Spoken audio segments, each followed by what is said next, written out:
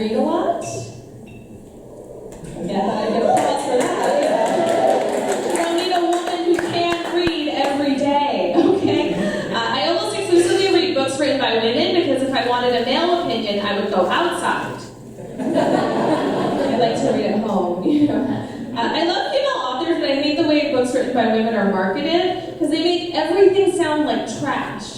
You know, like, it could be a Pulitzer Prize-winning novel about World War II, but if a woman wrote it, then the front cover will just be a picture of 2 grenades in a bikini top, and the back will say, "Sex on Normandy Beach."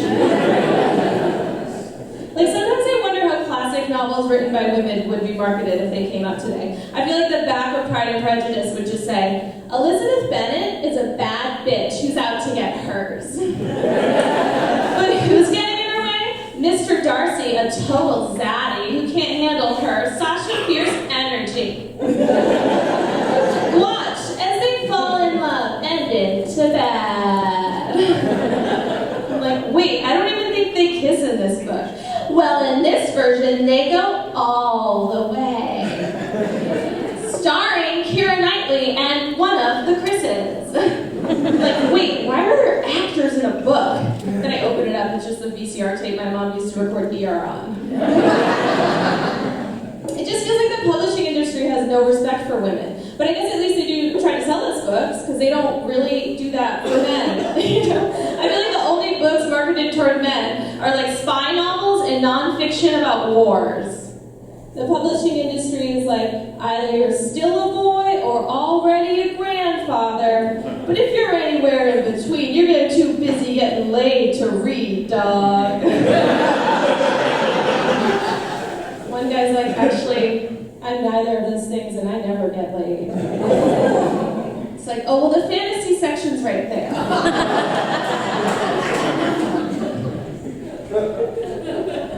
I have an older brother, and when we were younger, he was into fantasy. He was obsessed with Star Wars, but I was obsessed with any romantic comedy that starred Meg Ryan. You know? Because they're both fantasies. The only real difference is that my brother got action figures, and I got unrealistic expectations about love and how my hair would look short.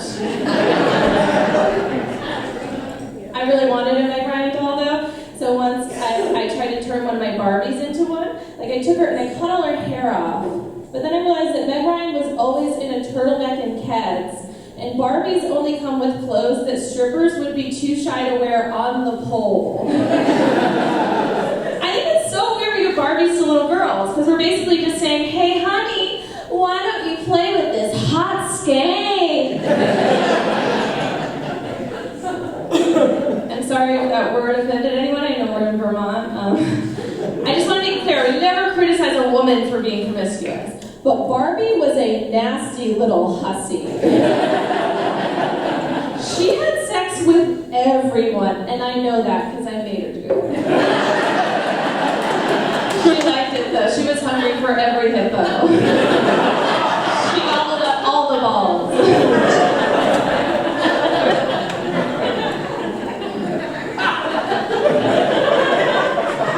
My brother and I had different tastes in movies growing up, but we had similar taste in music. We are both members of what I like to call Generation Lilith Fair.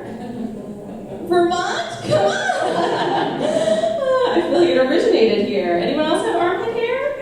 Everyone. Oh yeah, oh yeah. You know what I'm talking about. If you don't know what Lilith Fair is, it was this all-female music festival that was big in the 90s, and my favorite artist from that scene was Jewel. We all remember Jewel, right? Of course, who could forget America's preeminent snaggletooth Alaskan homeless woman?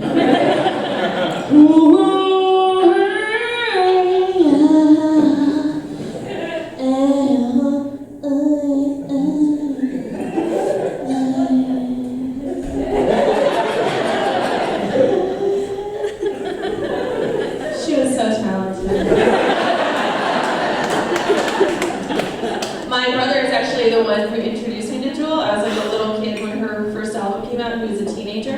And he took me for a drive, and he was like, yo, you gotta hear this. Because he was a huge pussy. Still is. He's got 2 little boys, and he's always hugging and kissing them. And I'm like, you could just be gay. He's a great father.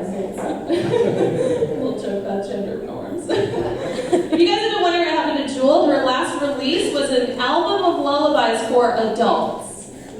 So I'm pretty sure she had to move back into her car. I should check.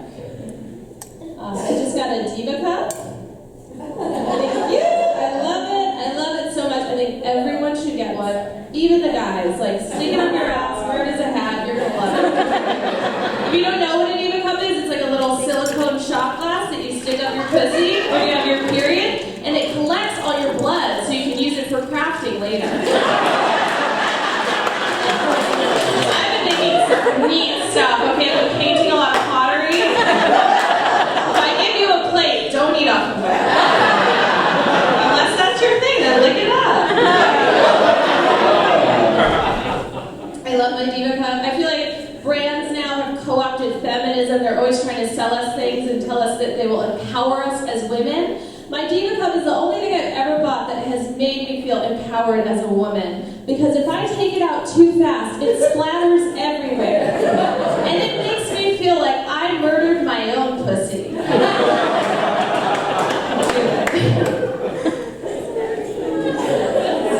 I was thinking about getting one for a while, and there are a bunch of different brands. I say Diva cup, but I ended up buying a Lena cup. It's just a different brand. And the thing that surprised me was most of these brands only sell 2 different sizes. The crazy thing is the Lena cup names their sizes small and large. Honey, you know I bought a small. Okay? Even if that thing leaks like a burst pipe, I'm not sizing up. Like pussy a large. No, but even if she said giving birth to 15 kids, it's gonna call her pussy a large. Okay? If I were in charge, I would make them come in 4 different sizes because we're all different and beautiful. And I would name those sizes small, extra small, too small, and underage. And I would still buy the smallest size because I will ruin all my jeans before I admit my pussy is a day over 16. Okay? So far I've only ruined 1 pair of jeans, so I'm keeping it. The best thing about it is that you actually get to see what comes out of your body. And guess what? It's not just blood. Sometimes I pull that thing out and it looks like a chunky chili with sour cream and cheese. I'm like, she cooks, she self-cleans, what can't my pussy do? It gets really gnarly when you leave it in too long, because not to wrap it, I spot at the end of my period, so sometimes I'll leave it in like an extra day. I did that last month, I pulled it out, I found a sock I thought I lost in the dryer. Put that thing right on, it was pretty damp. Okay, that's it for me. You guys have been